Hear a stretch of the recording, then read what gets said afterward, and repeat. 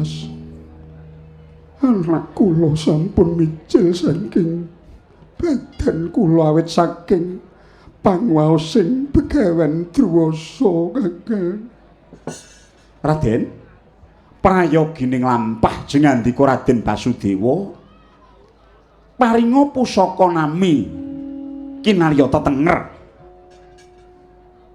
Begawan Drwasa reh ning nyatane sumunar cahyane kaya Sang Hyang Surya.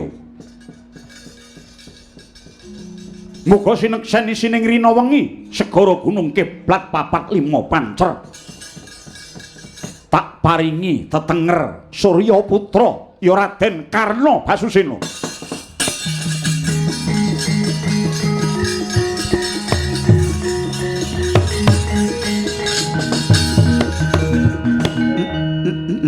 Yong ilaheng ih kula dahat nayogyani Larmajong menika cundhuk sanget kalian kawontenanipun syukur menawi jengandika anggir tanggap. Banjur kepiye penemban perkara iki? Aja nganti ana babakan ingkang bisa gawe dak-dakaning pasulayan ya lho. Merga lelakon ingkang sinandhang dening Yayi Dewi Kunthi iki. Banjur piye bocah iki penemban? Ih Raden, prayoginipun Dewi Kunthi piyambak lajeng raosipun kados pundi awit sedaya kala wau namung gumantung wonten wasisaning lampan menika. Inggih keparingipun Kanjeng Rama Prabu kados pundi Kakang Mas? Yayi, Siadi bakal didekake sayembara pilih ana ing pepanggungan. Dadi aja nganti kawistara lamun to sejatine Siadi wis duwe anak, wis tau duwe anak. Menapa mekaten kemawon putranipun Dewi Kunthi kampasrahna dhateng pun bapa Kewala nggih. Aduh panembahan, kula mboten badhe saged. Perkara iki piye Drwasa? Iya, menawi mekaten prayoginipun lare menika badhe winadan Kendhaga.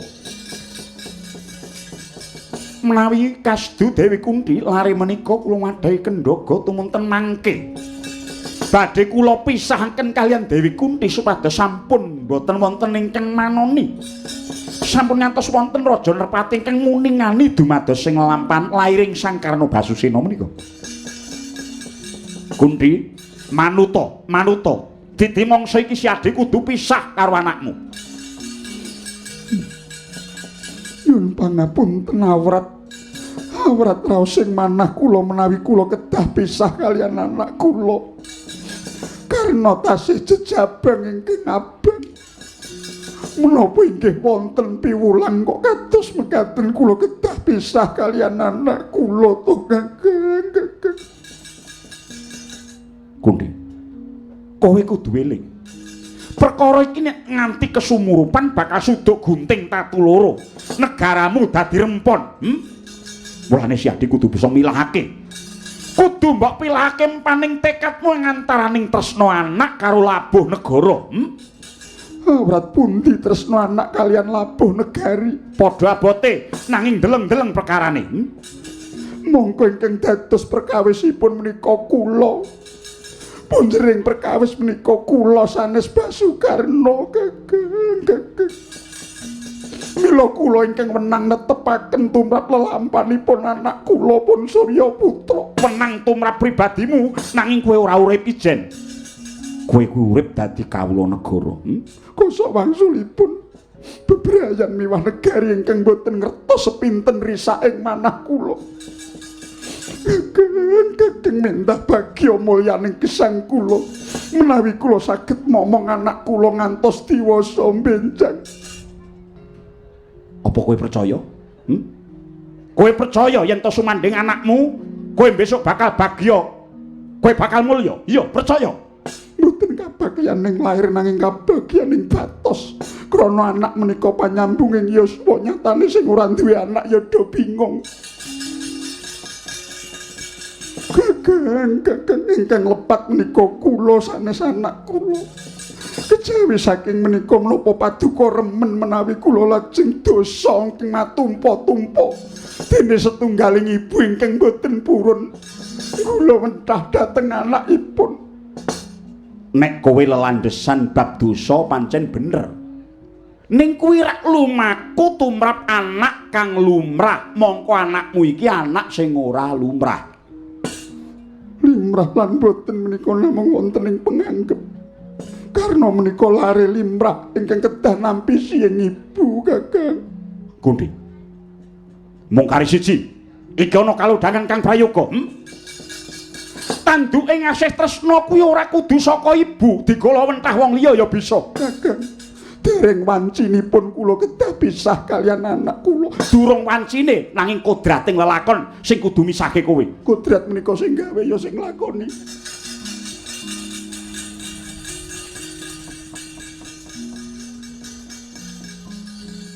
Wah, pinter tenan. Dos pundi Raden Basudi? Nduh, ora cep gelem ora gelem kowe kudu pisah karo anakmu.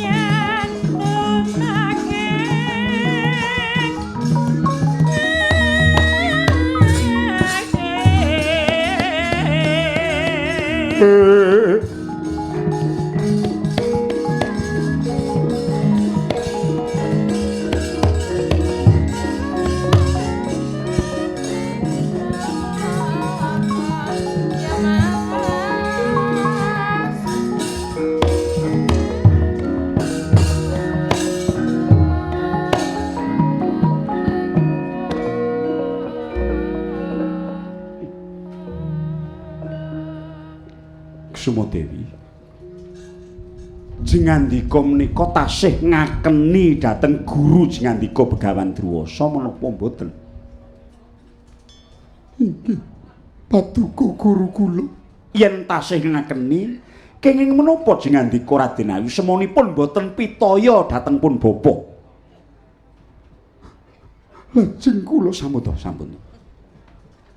Lare menika badhe kula wadhahi kendhaga tumunten mangke kalarung wonten ing Benawi Gangga kinten kula menawi pun bapa ingkang jampangi saking katebian botenipun menawi lare menika badhe kasangsaya sinangsaya. Kowe manuta Kundi? Inggih menawi tetelok mekaten nadyan kanthi awrating manah kula badhe kula tindakaken namung kula nyuwun wekdal sawetawis kangge nesepi kangge nusoni anak kula ingkang wiwitan nanging ugi ingkang wungkasan Kakang.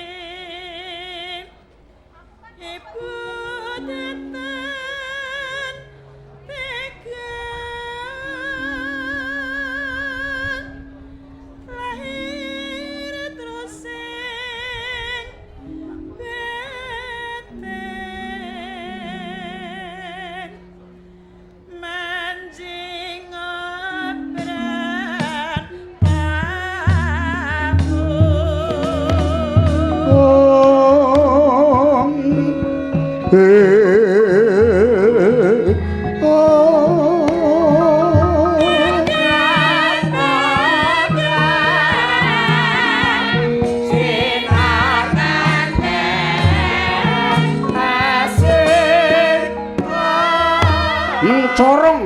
yayah golek kencana ing ngembanan Risang Karna Basusena Bayabang babar pisan durung ilang pupuk lempuyange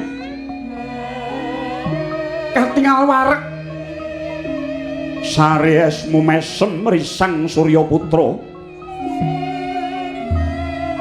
sayekti eman sanget dene wasesane nglampahan kedah pepisahan kalian sang ibu lun-lunan Dewi Kunti nggih lolos ingkang putra saking ngembanan Sinartan Brol Waspada Sumijil suku gumeter kaya doyong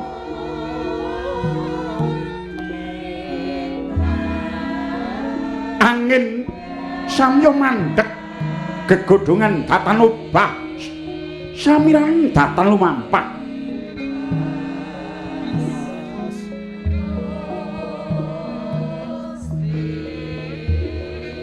kentongan pring ingkang uluk-uluk kumencelang mungguing tawang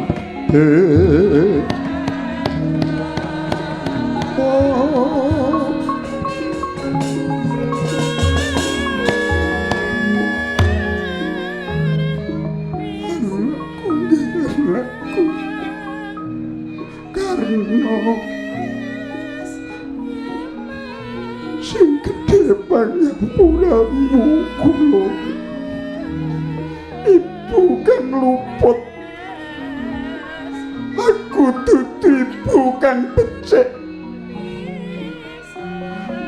kaya ora patut mbok bekteni besuke wiwit iki kowe pisah karo ibu nglakoni penandang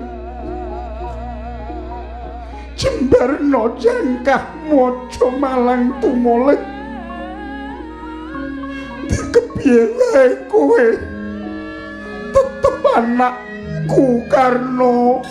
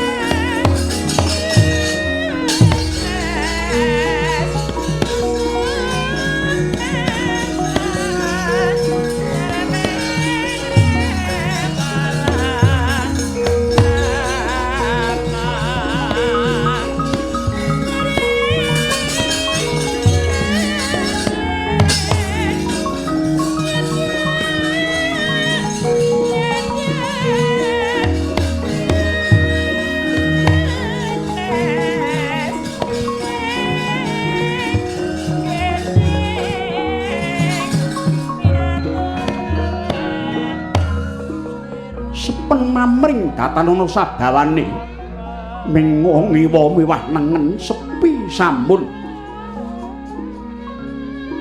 ing gegana kilat kumeclap yayah hanyikar jagat tambuh sotaning kalih Dewi Kunti hanggendong wigena sumedhot ing raos yayah sinikar jantunge dupe mulat bengawan gangga ingkang nedeng banjir bandang toya ingkang gumrubuk gumaledhek suarane nganti kaya Gundala Sasra lir gelap sewu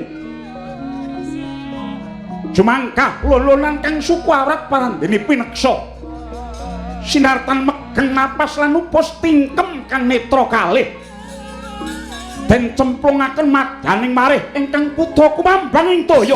Oh.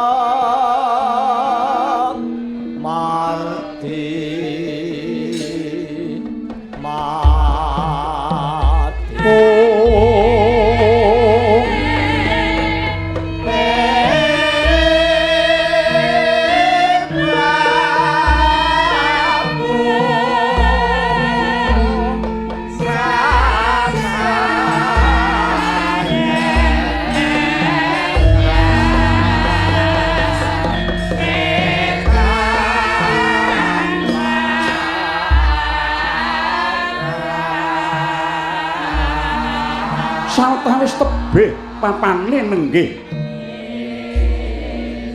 Kadipaten Petha Pralaya ingkang menang gelar Adipati nenggih Risang Adirata sarimbit kelawan garwa Dewi Nada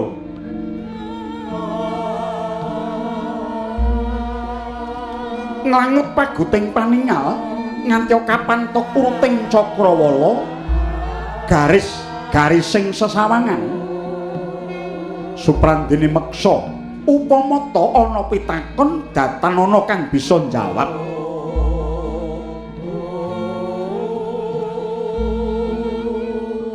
Rendeng dalu anggung kekanten asta kaliyan ingkang garwa Jajah desa Milangkori ing cipta muhung laku brata apa ta darmaning mangkono labet wis lalu yuswa datanana tandha-tandha Sang Dewi Nada ambabar putra ingkang kinarya panyambunging sejarah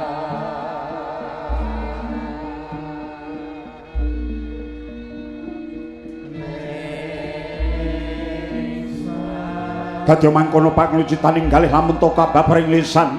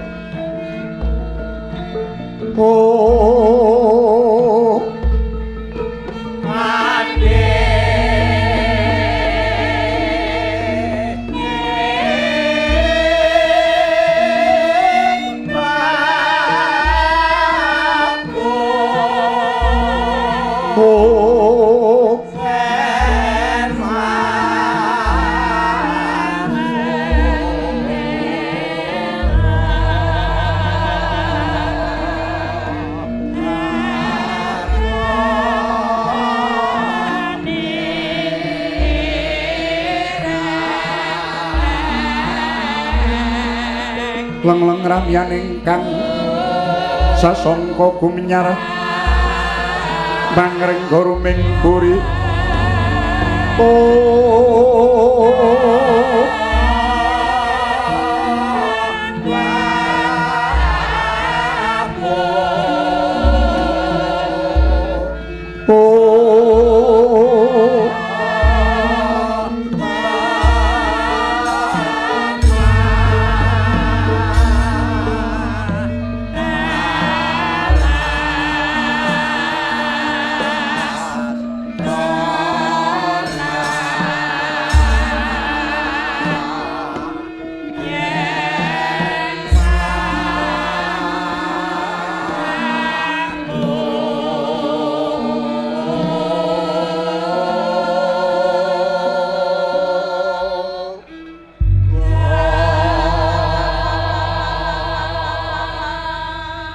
lenglenging driya mangun kung kanduan rimang lirlena tanpa kanin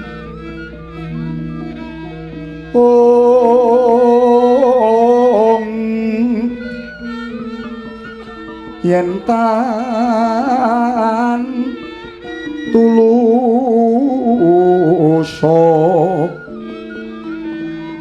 mang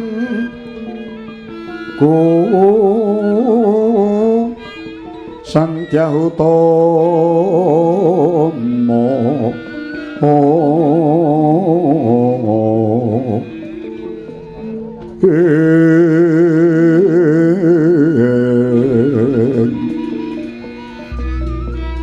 Sinarendra wuse angrepa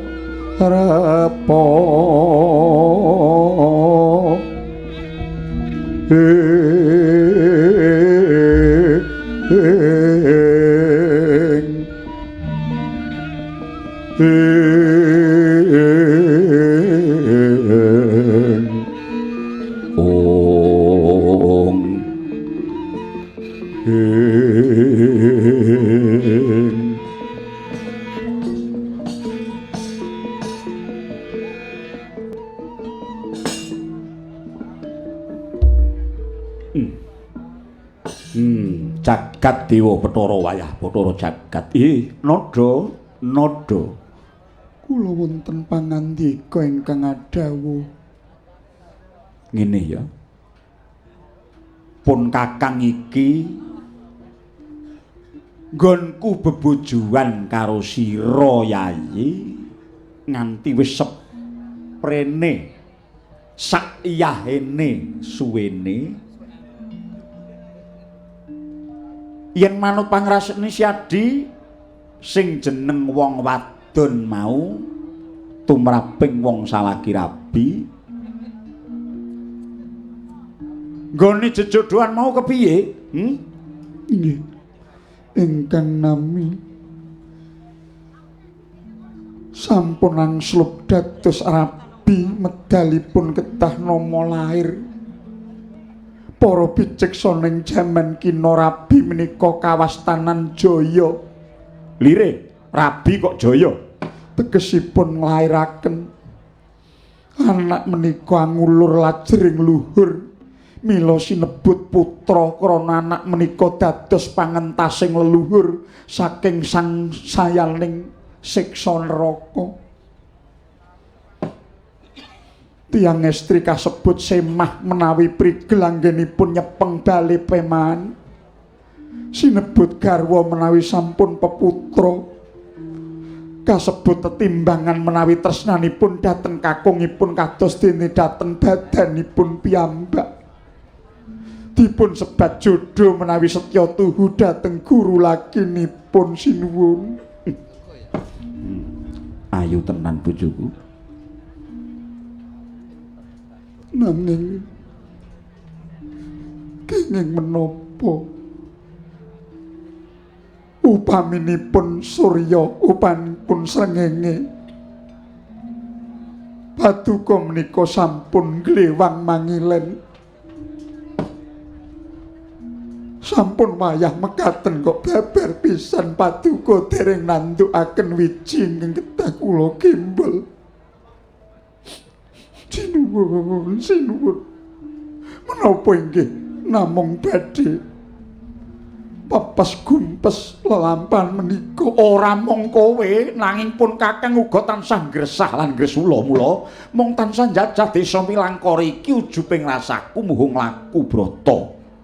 Sinartani ndake tapa ngrame tegese surasane paring tetulung marang sang ya kang butuhake pitulungan ing pamrih. Tumuli pun Kakang bisuwa antuk dalan trontong-trontong sulaking pepadang enggalo pinaringan momongan. Ning si adik ya wong gresah wae. Wong duwe pangarep-arep kuwi kena nanging aja kebangetan. Kabeh kuwi tinata dening lakuning kodrat. Kurangane apa to? Nggonku bebrayan karo kowe, nggonku bebojoan karo nada kuwi ngibarate wiwit bangun esuk utuk-utuk lukku macul, lukku nggaru, lukku ngluku upamane wong tani nganti nyebar wiji winih tak tandur. Ning nyatane mbok menawa bener kandhane wong akeh yen to sejatine lemah sing tak garap kuwi mau klebu lemah ingkang grasak, lemah ingkang ora subur. Badhe sitinipun menika loh upaminipun. Senadyan sitinipun menika siti ingkang loh nanging mbok menawi saged kemawon malah jebul wijinipun menika wiji ingkang gabuk. Mila nadyan dipun tanem mono nggih mboten badhe thukul, mboten badhe awok sinuwun. Piye? Dadi nek ngono kowe nyokor bawa nek to wijiku kuwi gabuk ngono. Iya. Kanggo mbuktekke gabuk lan orane wijiku, coba tak jajale, tak tandure ana sawahe wong ngono kuwi. Bumi gonceng langit kelat-kelat katon. Lerking tangalis risang mawe gandrung. Sabarang kadulu ukir moyak mayik. Mboten nyamon. Aku gak nek ngono kuwi gak. Ora bener kaya ngono kuwi ndak apa lho. Mboten. Wong kula mriku dipun tilar sekedhap kemawon banyak. Menapa batu kok dadak ngendika ngaten, mengke gek mun nate dicobi. Gak aku gak. Andek puno yo ora gelem ditinggal. Mboten kemawon. Badhe kula sampun sepuh nganten nyatane ya isih gempi.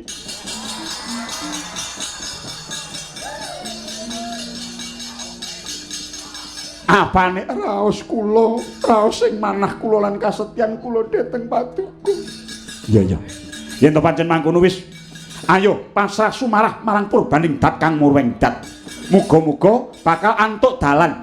Ya nadyan tombuh besok kapanpun Kakang pinaringan momongan lan siadi nanging ya mung mbok menawa durung wae. Aja kendho. Ayo nguncupake asta kunjuk ngarsaning Yang Lata Walhudya. Muga-muga entuk dalan. Yayi Nada inggih ngestaken dawuh. Lah dalan. Ing lerap-lerap banyune ana barang kemambang. Barang kemampul kok mawa sarot. Sorot sumunar cahyane kae apa Nada?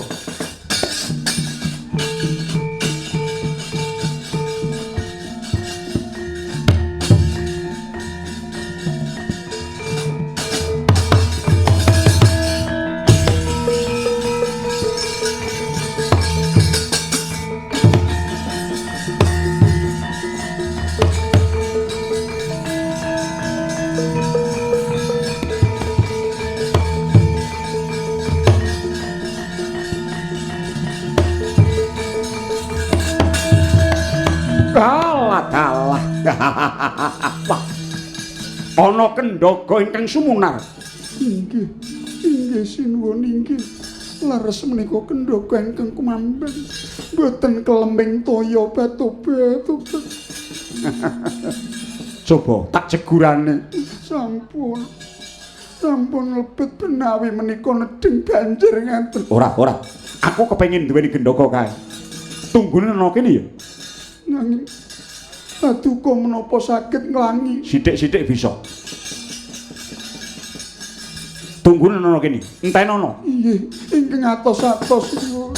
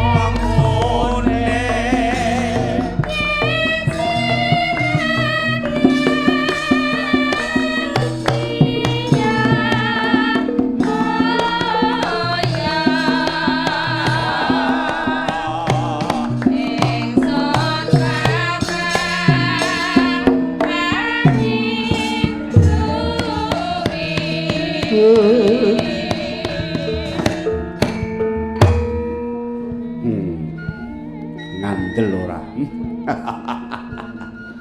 Wong teteken kan ditekun bisa tegan nada kowe duwe anak.